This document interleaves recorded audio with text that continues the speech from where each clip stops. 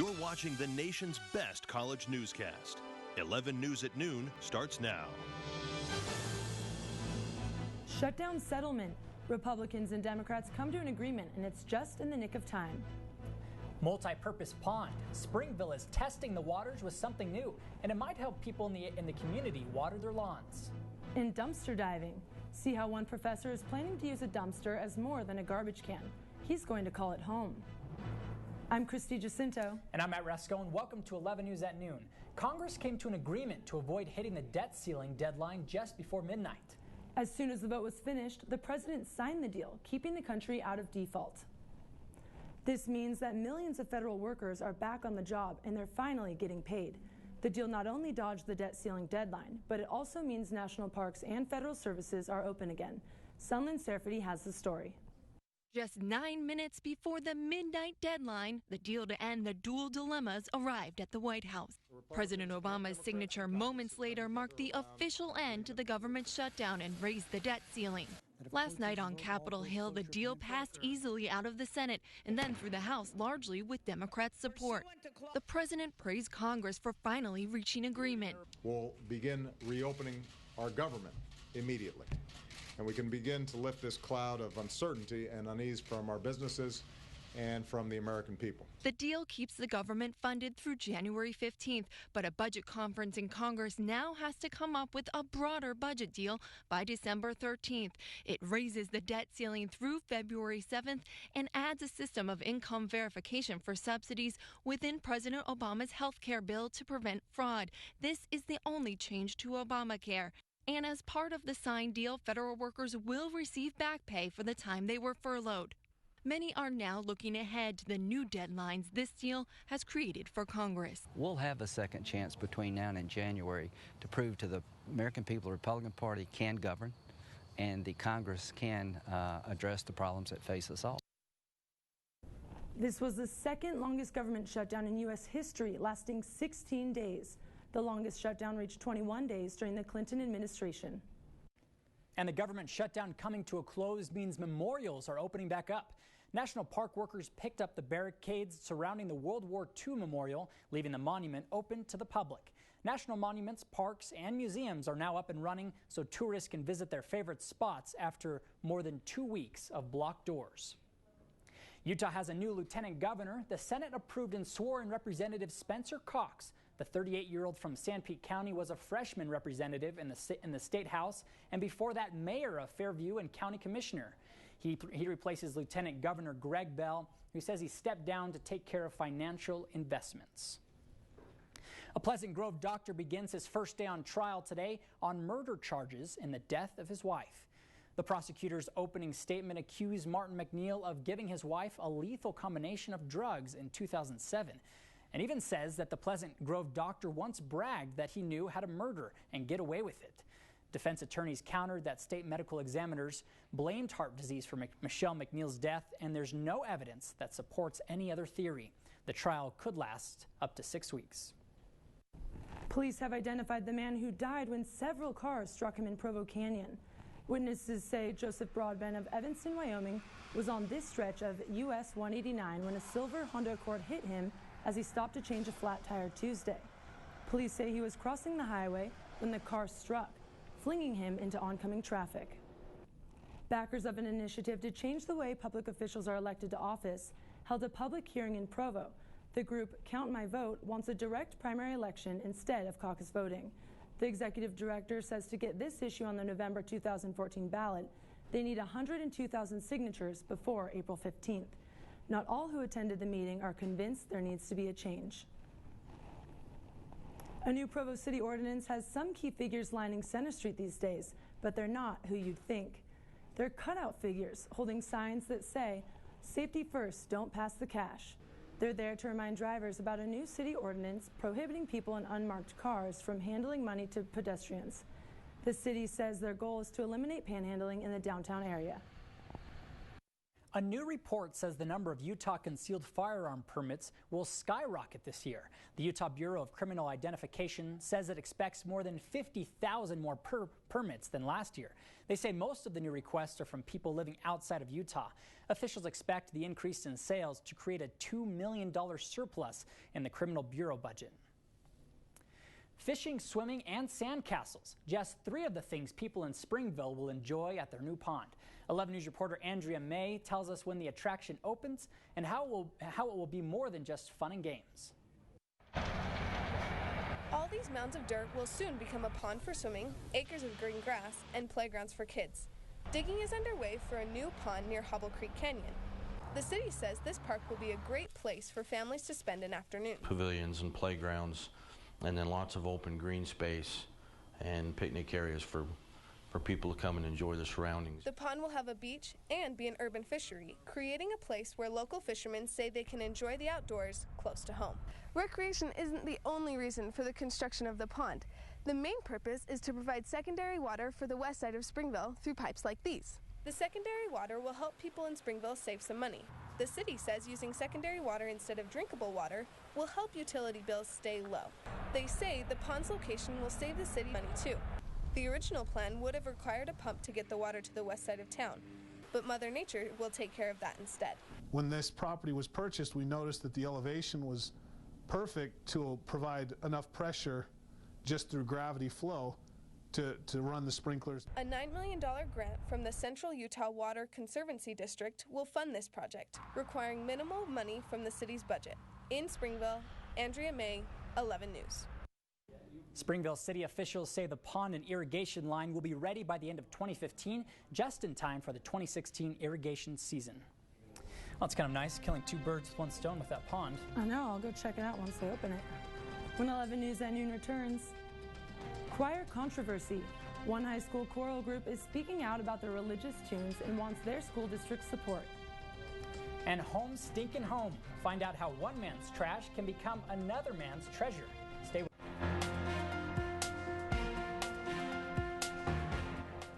One Texas city takes a stand against e-cigarettes. A brutal Pennsylvania school van beating caught on tape, and a Wisconsin high school choir banned from singing. Here's your look at news from across the nation. A North Texas town is tackling e-cigarettes by placing a 6-month ban on issuing permits. The Mansfield City Council is using this time to determine how these devices apply to the current smoking ordinances. Some businesses are already banning these new battery-powered cigarettes in their stores. Currently, e-cigarettes are not regulated by the Food and Drug Administration. This video shows 2 boys attacking a schoolmate on a van ride home from school in Pennsylvania. And get this, the driver refused to let the boy out of the van despite his pleas. Police say they didn't even know about the attack until after this video went viral. The victim suffered a bloody nose and 3 chipped teeth. The 2 attackers face assault charges.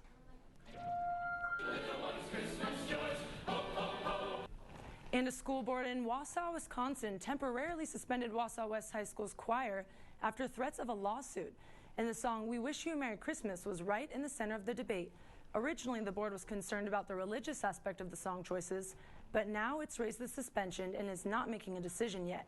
The choir will resume their regular performances. And that's your look at news from across the nation. Back to you, Matt. Thanks, Christy. You've probably heard the term dumpster diving, but how about dumpster living? That's how one environmental science professor at a university in Texas plans to spend his next year, all in the name of raising awareness about wasteful energy consumption. Jim Bergamote talked to him about his new living arrangements. So this is what's called an 8 cubic yard dumpster, also something with windows and doors. Jeff Wilson isn't checking out this dumpster for safety reasons. He's sizing it up as a future home. Telling people you have life dreams to live in a dumpster tends to bring sympathy your way.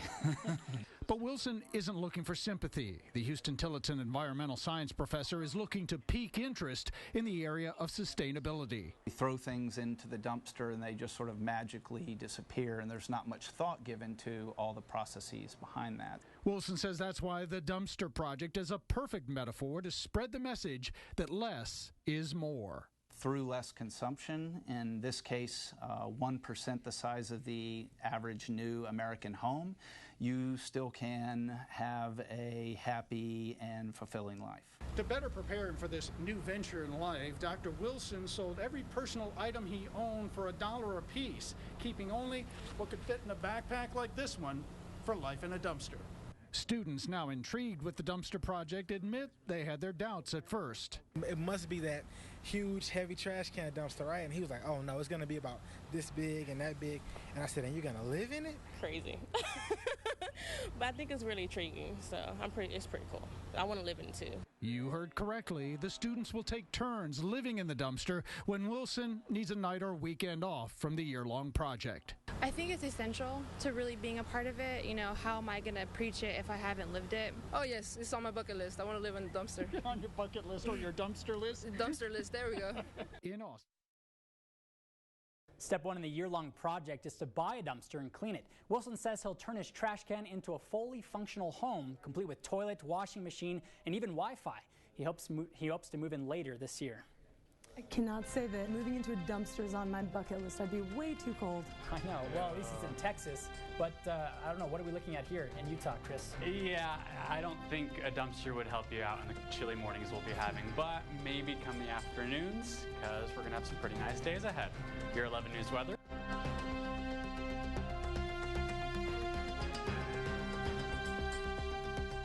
Yeah, fall is definitely in the air. You can feel it every morning you get up, or at least I can. Chilly, chilly, chilly.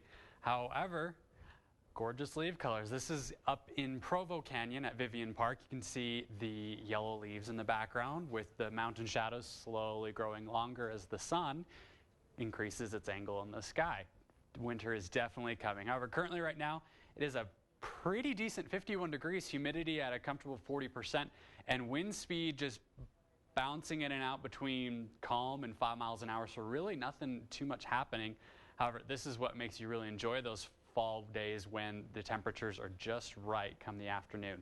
Tonight, 34 degrees for a low, mostly clear skies, and sunset right about 6:43, and that mostly clear skies, that is what brings those temperatures down, because when you do have cloud cover, it actually acts like a blanket.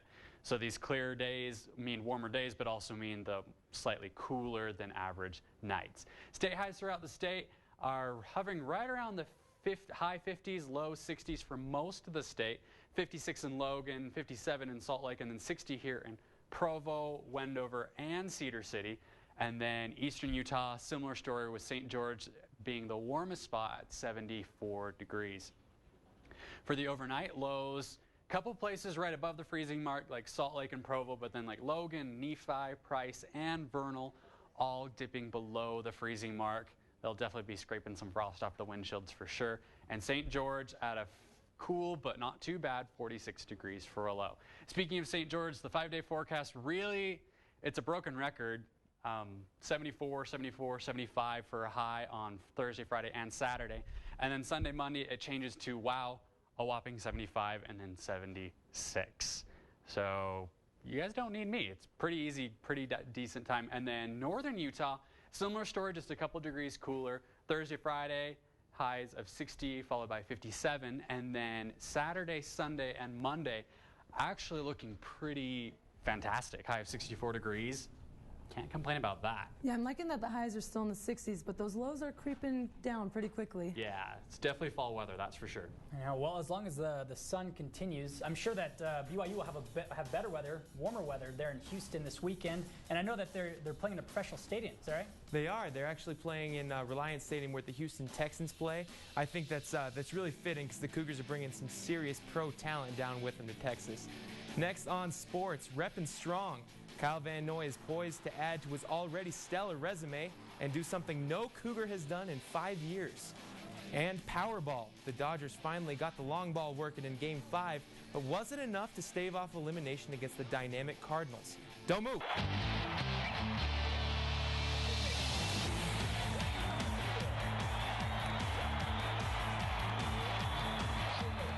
If you watch BYU football, it doesn't take long to notice big play specialist Kyle Van Noy. CBSSports.com also noticed the linebacker and named him to their midseason All-America team yesterday. If Van Noy can match his stellar first half of the season, he will have a chance to become BYU's first-team All-American since Dennis Pitta in 2008. He would also be the first Cougar linebacker to accomplish the feat since Rob Morris in 1999.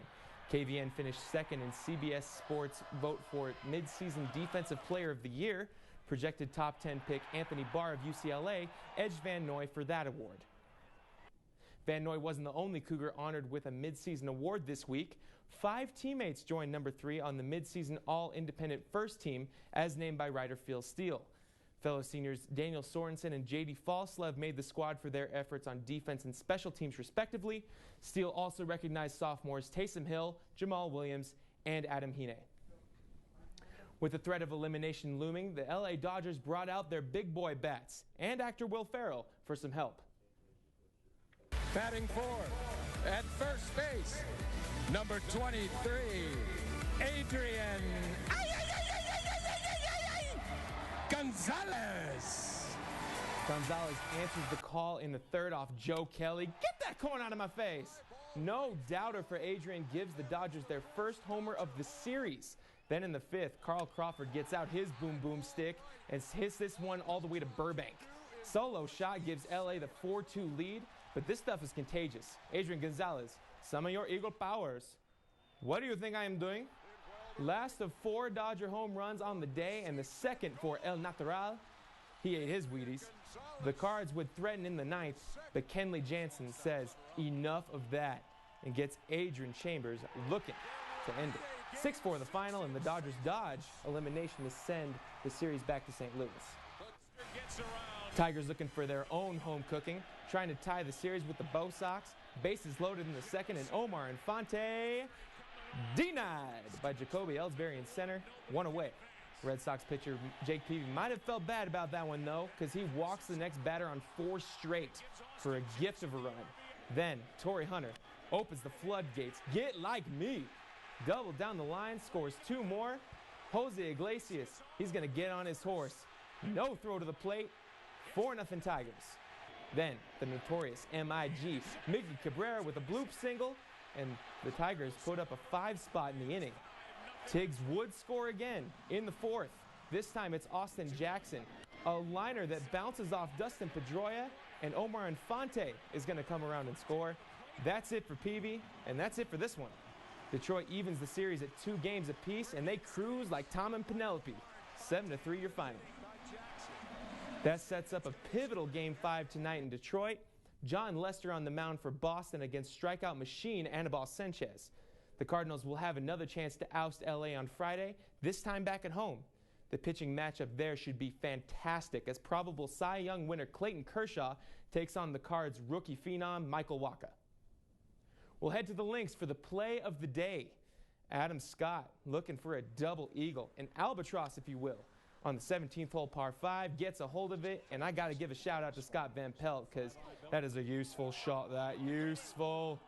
Inches from the hole, Adam Scott would tap in for eagle and go on to win the PGA Grand Slam of golf by 2 strokes.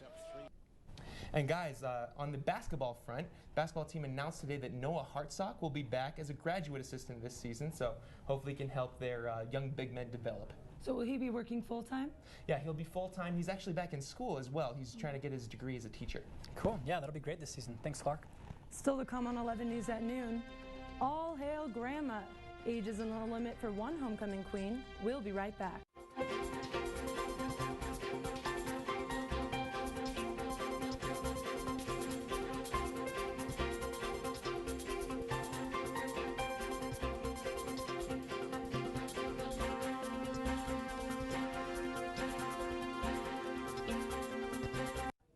A sparkling tiara is something senior citizens usually don't get to wear, but a university in Kansas crowned an 82-year-old queen for a day.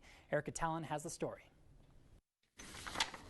At 82, Frances Wood probably has more knowledge in years than she'll learn in a semester. Still, she packs her book bag for class. I thought, is this really real? Am I really doing this? She enrolled at Mid-America Nazarene University after her husband passed away. Heartbroken, she needed something that would bring her joy again. I was beginning to get just a little bit lonely and depressed, and I needed something different to do. And believe me, this is different. Frances is the oldest student on campus and the most popular. Well, I do get called out, Granny Franny, hi Granny, every once in a while, and it's kind of fun. Students a quarter of her age gravitate toward her. For someone so down, she's always lifting others. Students feel loved by her. She's kind of like a grandma away from home. They wanted to give it all back, and they did over the weekend at their homecoming. First, she was asked out by not just one boy, but 3. What did I tell you? You needed to get real girls, didn't I? Yeah, she did say that we need to get real girls that are potential wives. So the 3-to-1 group date was one thing. Then this happened. She got a standing ovation. Yeah. She's the most popular girl on campus. Flowers. The school gave her a special place in homecoming court, crowning her homecoming granny. I could never have imagined all of this. It's the least they can do for a woman who's teaching them what life is all about. What a cute old lady. I know, how awesome is that? That's great that she was able to go back to school even after her husband passed away. She seemed really classy. I would have asked her out. I just think it's cool that they all call her Granny Franny. Because when you're gone to school, it's, you miss your grandparents and your parents and stuff like that. So it's kind of, I don't know, I'd imagine it'd be nice. Yeah. So what do you think, Clark? Would you have asked her out? Oh, definitely. Great. Well, thanks for watching. That's 11 News at Noon for Thursday, October 17th. You can join us anytime on our website, 11news.byu.edu. Have a great afternoon.